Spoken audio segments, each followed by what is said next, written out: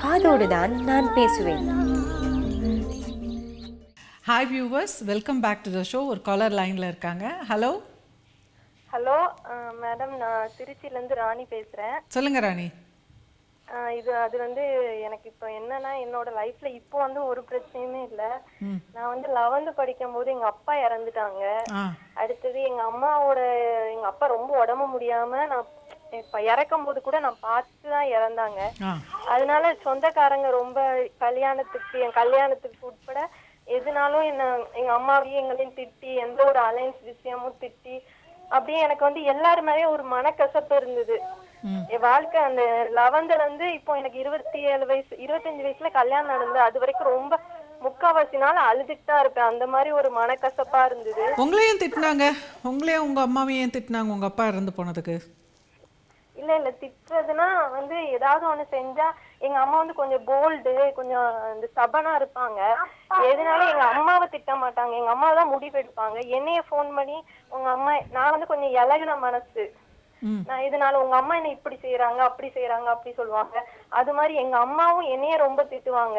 ஏன்னா வந்து ஏதாவது நம்ம இப்போ ஒரு சாதாரண ஒரு தப்பு பண்ணா கூட, நான் ஒரே ஒரு பொண்ணுதான், ஏதாவது ஒண்ணு தப்பு பண்ணாலும் நீ அப்பா இல்லாதனாலதானே இப்படி பண்ற, எனக்கு யாருமே இல்ல. எங்க அம்மாவுக்கு வந்து அந்த விரக்தினால என்கிட்ட சொல்லுவாங்க, நைட்டு ஃபுல்லு யாருமே இல்லையேன்னு அப்படி அழுதுட்டே இருப்பேன். நானும் அம்மாவும் மட்டும்தான். அந்த ஒரு ஃபீலிங் வந்து எனக்கு இப்பவும் இருக்கு. அது மாதிரி எங்க அப்பா வந்து என்ன அதாவது நான் வந்து 2nd ஸ்டாண்டர்ட் படிக்கிறதுல இருந்தே உடம்பு முடியாம வேலைக்கு போகாம அம்மா தான் வேலைக்கு போயிட்டு இருந்தாங்க. அந்த ஒரு கஷ்டம் என்னோட மனசுல இருக்குது. இப்போ பையனுக்கு ஏதாவது உடம்பு சரியில்லாம போச்சுனாலும் இவன் இறந்து போயிருவானோ, இவனுக்கு இதாயிருமோ அதாயிருமோ எனக்கே மனசுக்குள்ள அப்படி தோணுது. அது இப்போ வந்து பீஸ்ஃபுல்லா இருக்கு எனக்கு லைஃப். ஆனாலும் ஏதாவது ஒண்ணு யாரு கூடயும் பழகும் போதும் அதே மாதிரி திட்டிருவாங்களோ, அப்படி இருப்பாங்களோ இப்படி இருப்பாங்களோ அப்படின்னு ஒரு திங்கிங் வருது. என் ஹஸ்பண்டுக்கு உடம்பு சரியில்லாம எனக்கு உடம்பு முடியாம இருந்தா கூட நான் செத்து போயிருவனோ, என் அப்பா மாதிரி இதாயிருமோ அப்படி எப்படி தோணுது. உங்க அப்பாவுக்கு என்ன பிரச்சனை இருந்தது? அப்பாவுக்கு பிளட்ல கேன்சர் வந்துட்டு. பாவம்ல. அப்போ உங்க அம்மா தனியாவே இவ்வளோ போராடி இருக்காங்கல்ல. இப்போ தனியா உங்க அப்பாவையும் கவனிச்சுக்கிட்டு உன்னையும் வளர்த்துக்கிட்டு அந்த மாதிரி வளர்த்துதான் பண்ணிருக்காங்க. அம்மா ரொம்ப கஷ்டப்பட்டு. ஆனா எங்க அம்மா வந்து கொஞ்சம் ஸ்டப்பனா இந்த கல்யாண விஷயத்துலயும். ஆனா நான் வந்து என்னன்னா உறவுக்காரங்க வேணும் அதெல்லாம் பண்ணிட்டு இருப்பேன். அதனால எங்க அம்மா ரொம்ப ஸ்டப்பனா. எங்க அம்மா மேல தப்பெல்லாம் கிடையாது. அதுலயும் வில் பவரோட இருந்து ஒரு ஆளா தனியா இருந்து கல்யாணம் முடிச்சு எல்லாம் பண்ணாங்க. ஆனா என்னோட கேரக்டர் எங்க அம்மாவை மாதிரி போல்டு கிடையாது. எங்க அம்மா வெளியில கூட ஒருத்தங்க பப்ளிக்ல ஏதாவது சண்டை போட்டு ஏதாவது ஒண்ணு தப்பு பண்ணாலும் நேரா கேக்குற டைப் எங்க அம்மா. நான் அதெல்லாம் பார்த்தனால ரொம்ப அந்த யார்ட்டையும் எதிர்த்து பேச மாட்டேன். சும்மா இப்ப கூட ஏதாவது ஒரு பிரச்சனைனாலும் மனசுக்குள்ளே நினைச்சுக்கிட்டே தவிர யார்ட்டையும் எதிர்த்து பேச மாட்டேன். ரொம்ப சாஃப்டான கேரக்டர். உங்களுக்கு ஏன் உங்க அம்மா மேல உங்க அம்மா பண்ணதெல்லாம் சரியில்லைன்னு நீங்க நினைக்கிறீங்களா? அம்மா வந்து என்ன தப்புனா, நம்ம என்ன சொல்ல, அவங்களுக்கு வந்து ஒரு விரக்தியா இருந்தது அப்பாவை. அந்த ஒரு டென்ஷன், கம்பெனில உள்ள டென்ஷன் எல்லாத்தையும் என்கிட்ட தான் காமிப்பாங்க வீட்டுக்கு வந்தாலும். சரி, நீங்க வந்து ஒரு வயதுக்கு அப்புறம் உங்க அம்மாவுக்கு கொஞ்சம் வேலையெல்லாம் செய்து கொடுத்து கொஞ்சம் கோஆபரேட்டிவா அந்த மாதிரிலாம் இருந்திருக்கீங்களா? அது இருந்திருக்கு. இப்ப அம்மா சந்தோஷமா தான் இருக்கு. இல்ல அந்த தாக்கம் வந்து எனக்கு இப்ப இருக்குது மனசுல. இப்போ லைஃப்ல இப்போ ஒருத்தங்க கூட பக்கத்து வீட்டுக்காரங்க கூட பழகுறனாலும் எங்க அம்மாவை இப்படி சொல்லியிருப்பாங்கல்ல, ஏதாவது ஒண்ணு சொல்லியிருப்பாங்க, இப்படிதான் இருக்கும் உலகம் இருக்கும்னு யாரு கூடயுமே என்னால பழக முடியல. இல்லைம்மா, நீங்கள் வந்து உங்கள் அம்மா கூட நீங்கள் வந்து ஒரு விரோதம் ஏற்படுத்திக்கிட்டதுனால தான் உங்களுக்கு மன பாதிப்பு ஏற்படுது. இப்போ உங்கள் அம்மா வந்து ஒரு பிளட் கேன்சர் இருக்கக்கூடிய ஒரு கணவரை பார்த்துக்கிட்டு உங்களையும் தனியாக ஆளாக வளர்த்துக்கிட்டு இந்த சமூகத்தில் வாழ்ந்திருக்காங்கன்னா அது எவ்வளோ பெரிய சாதனைங்கிறது வந்து என்னால் புரிஞ்சுக்க முடியுது. அப்படி இருக்கும்பொழுது சின்ன சின்ன விஷயங்கள் வந்து உங்கள் அம்மா உங்கள் மேலே எரிஞ்சு விழுந்திருக்கலாம், ஏதாவது சொல்லியிருந்திருக்கலாம். அதையெல்லாம் வந்து நீங்கள் அவ்வளோ தூரம் மனசில் எடுத்துக்கிட்டு நான் பாதிச்சிட்டேன்னு நீங்கள் நினைக்கிறதே ரொம்ப சுயநலமாக எனக்கு தோணுது. ஏன்னா உங்களுக்கு வந்து கொஞ்சமாவது உங்கள் அம்மாவோட நிலைமையை நீங்கள் உண்மையிலே உணர்ந்து இருந்தீங்கன்னா உங்கள் அம்மா மேலே ஒரு பெரிய மரியாதையும் ஒரு அன்பும் தானே உங்களுக்கு வரணும். உங்கள் அம்மா போல்டாக எடுத்து பேசுனாங்க, அது கரெக்டு அப்படின்னாக்கா அப்போ நீங்கள் ஏன் அப்படி வந்து இருக்கக்கூடாதுன்னு நீங்கள் ஏன் நினைக்கிறீங்க? இல்ல மத்தவங்க வந்து என்னைய சொல்லுதாங்கல்ல, எங்க அம்மாட்ட யாரும் நேரா சொல்ல மாட்டேங்கிறாங்க. மத்தவங்க சொன்னாங்கன்னா அவங்க அவங்க மூஞ்சி மேல உங்களுக்கு உங்க அம்மாவை என்கிட்ட போன் பண்ணி என்னோட என்ன என்ன நீ உங்க அம்மா இப்படி செய்யறாங்க அப்படி செய்யறாங்க, யாருக்கு அடிப்பணிய மாட்டேங்காங்க அப்படி இப்படின்னு என்கிட்ட போன் பண்ணி சொல்றாங்க. அப்ப யார் தப்பு? அப்ப யார் தப்பு? அப்ப யார் தப்பு? சொல்றவங்க தப்பா உங்க அம்மா தப்பா? அம்மா தப்பெல்லாம் கிடையாது. எனக்கு சொல்றவங்க என்னோட மனசுல அது வந்து ஒரு தாக்கமா இருக்குன்னு சொல்றேன். இல்லம்மா, சொல்றவங்க இப்ப நீ வந்து யாரோ ஒருத்தருக்கு உண்மையா இருக்கணும். இப்போ உங்க உறவுக்காரங்கெல்லாம் உங்ககிட்ட ஃபோன் பண்ணி உங்க அம்மாவை பத்தி உங்ககிட்ட அவ்வளோ உரிமையா சொல்ல முடியுதுன்னா அப்போ உன் மேல தான் மிஸ்டேக்கு. நீ எதுக்கு அதுக்கு ஆடியன்ஸா இருக்க? அப்படி ஆரம்பிக்கும் போதே உங்களுக்கு கொஞ்சமாவது வெக்கமான இருக்கா? எங்க அம்மாவை பத்தி என்கிட்டே சொல்றீங்களா, பிச்சு போடுவேன், போனை வைங்க அப்படின்னு 4 திட்டத்துக்கு ஏன் உங்களால முடியல?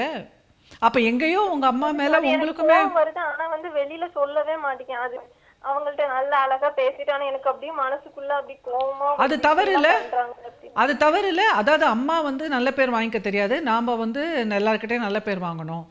அம்மாவுக்கு வந்து எல்லார்கிட்டையும் எதிர்த்து பேசுவாங்க, அம்மா வந்து கெட்டவங்க, அம்மா வந்து கெட்ட பேர் வாங்கிக்கட்டும், ஆனால் நாம் அம்மா மாதிரி இருக்கக்கூடாது, நமக்கு நல்ல பேர் கிடைக்கட்டும் அப்படின்னு சொல்லி நீங்கள் நடிக்க தானே நடிச்சிருக்கீங்க. எல்லார்கிட்டையும் நல்ல பேர் வாங்குறது முக்கியமா? லைஃபே நடிச்சிட்டு தான் இருக்கேன். அது தவறு இல்லையா? அம்மா குறை சொன்னா எனக்கு கோவம் வருது, ஆனா நான் எதிர்த்து பேச மாட்டேங்க அந்த விஷயத்தை அந்த நேரத்துல. அது உங்களோட சுயநலத்துக்காக நீங்க பேச மாட்டேங்கிறீங்க.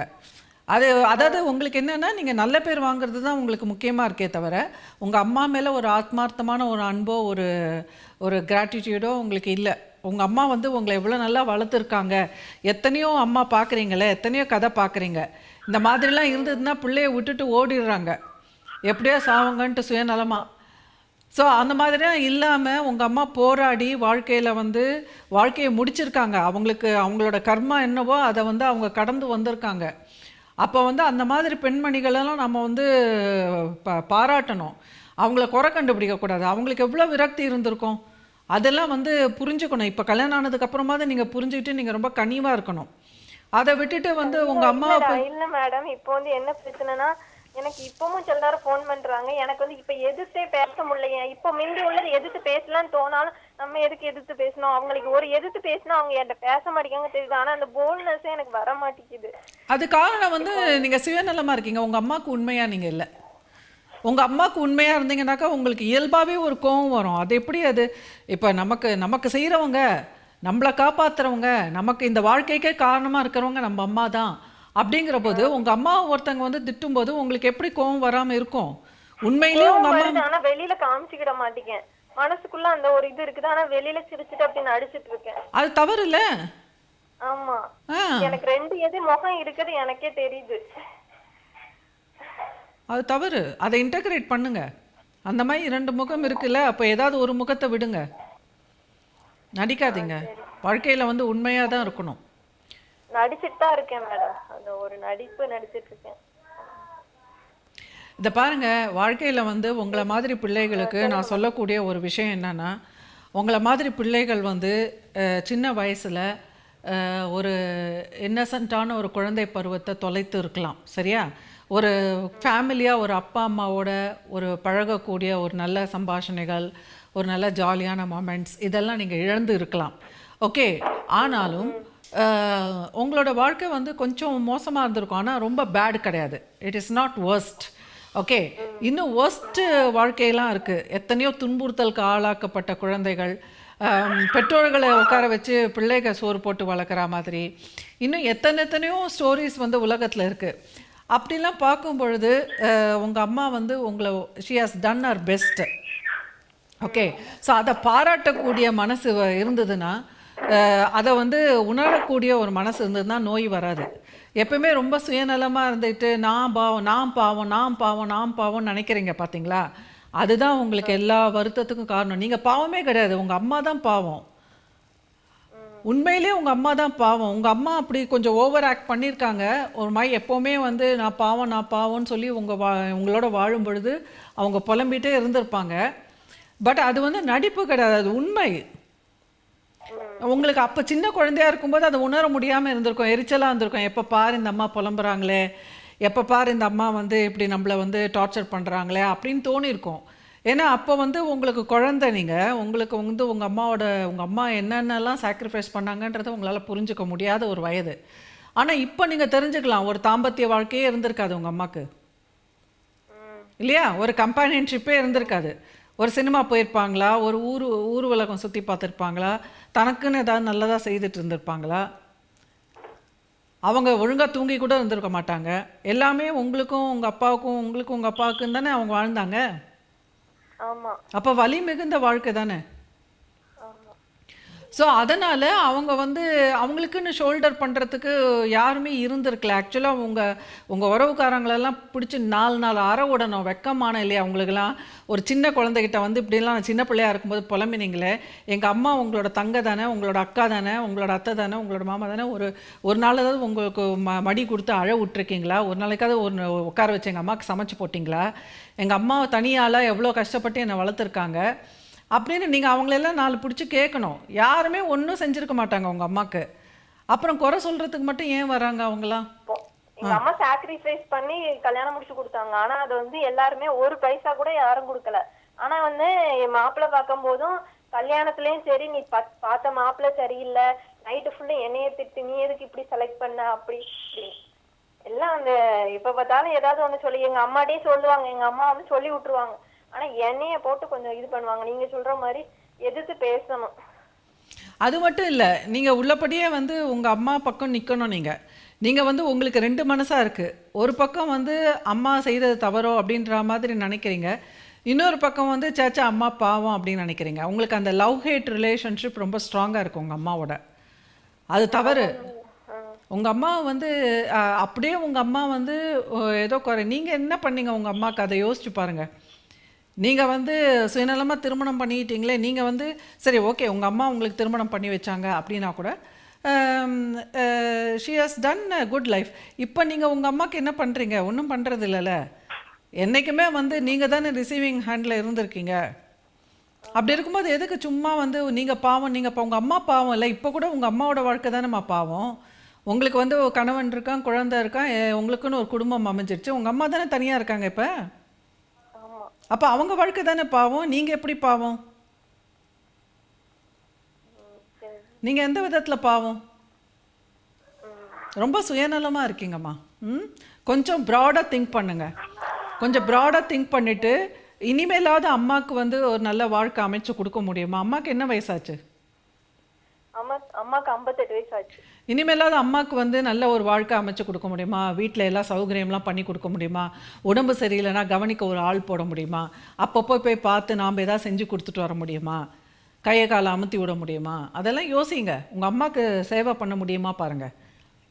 ஏன்னா பாவம் உங்கள் அம்மாவை யார் கவனிச்சிருப்பாங்க? அம்மா மாதிரி இருந்து அவங்களுக்கு யாருமே இருந்திருக்க மாட்டாங்கன்னு நினைக்கிறேன்.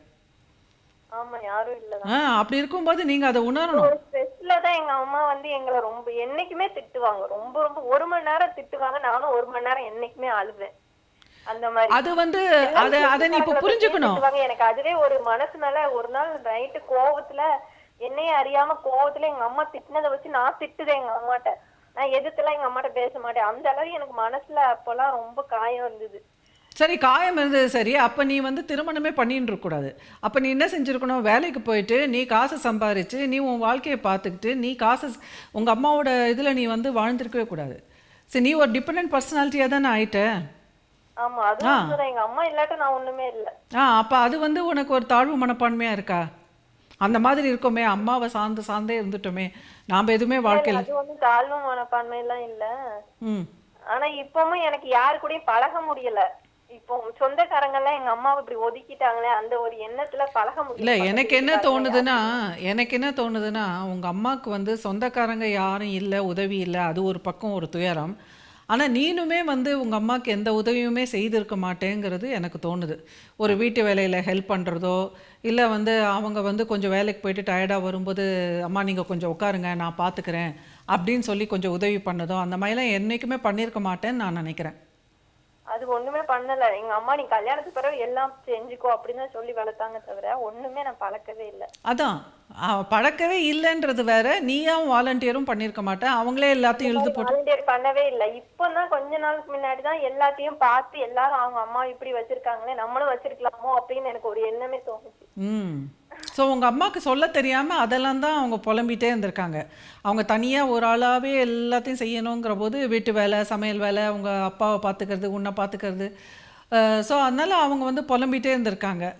ஸோ இப்போ நீ புரிஞ்சுக்கணும். இப்போ நீ இந்த மாதிரி உங்கள் அம்மா கிடையாது. அந்த காலத்தில் எங்கள் அம்மாலாம் கூட இருந்திருக்காங்க பாவம். நான் கூட உன்னை மாதிரி தான் தப்பான்னு நினச்சிட்டு இருந்தேன். ஓகே, உன்னை மாதிரி தான் ரொம்ப நாள் வரைக்கும் சுயநலமாக நான் பாவம் நான் பாவம்னு சொல்லி நினச்சிட்டு இருந்தேன். அப்போல்லாம் எனக்கு ரொம்ப மனநோய் மாதிரி தான் வந்துருச்சு எனக்கு சின்ன வயசுலலாம்.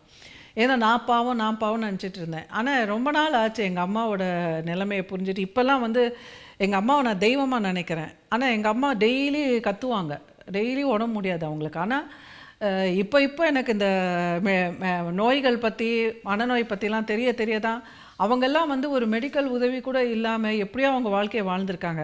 ஒரு மெனப்பாஸ் டைமில் வந்து டேஸ் டுகெதர் மந்த்ஸ் டுகெதர் அவங்களுக்கெல்லாம் ப்ளீடிங் இருந்திருக்கு. அதெல்லாம் அந்த சின்ன வயசில் வந்து எனக்கெல்லாம் இப்போ ஒரு 20 வயசு இருந்திருக்கும். இந்த காலத்தில் 20 வயசு குழந்தைங்களுக்கு நிறையவே மெச்சூரிட்டி இருக்குது, அவேர்னஸ் இருக்குது. எங்களுக்கெல்லாம் அது கூட தெரியல, அதை கூட உணர முடியல. ஒரு நாள் ரெஸ்ட்டு கூட இல்லாமல் உழைச்சிருக்காங்க அவங்கெல்லாம். நாம்பளாக இருந்தாக்கா இப்போ எவ்வளோ சீன் போடுவோம். ஒரு 5 நாளைக்கு ப்ளீடிங் ஒரு பொண்ணுக்கு ஆச்சுன்னா அது அப்படியே போய் படுத்துட்டு எவ்வளோலாம் பிரச்சனை இன்னைக்கு காலத்தில் பண்ணுறோம். ஆனால் அந்த காலத்தில் எத்தனையோ தாய்மார்கள் வந்து வாயை மூடிட்டெல்லாம் வாழ்ந்திருக்காங்க அந்த மாதிரிலாம் குடும்பத்துக்குன்னு. ஸோ அதனால் உங்கள் குடும்பத்தில் உனக்கு கொஞ்சம் ஒரு இழப்பு இருக்குது, நான் இல்லைன்னு சொல்லலை.